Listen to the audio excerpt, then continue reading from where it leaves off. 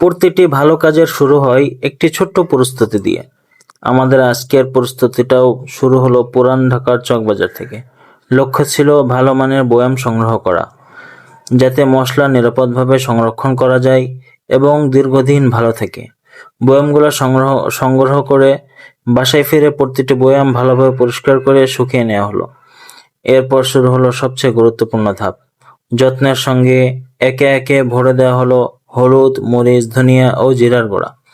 প্রতিটি বয়ামে একই রকম যত্ন, পরিচ্ছন্নতা আর মান বজায় রাখার চেষ্টা করি।